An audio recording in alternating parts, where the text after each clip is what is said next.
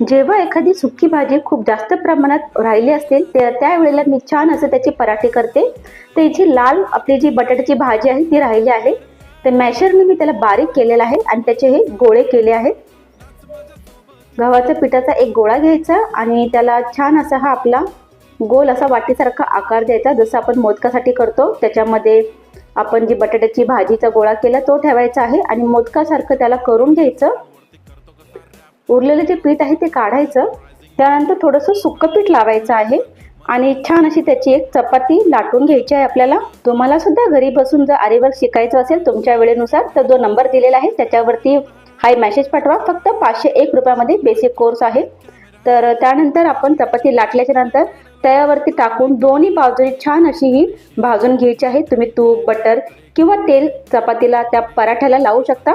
खूप टेस्टी लागते. तर मी अशा प्रकारे पराठे बनवते.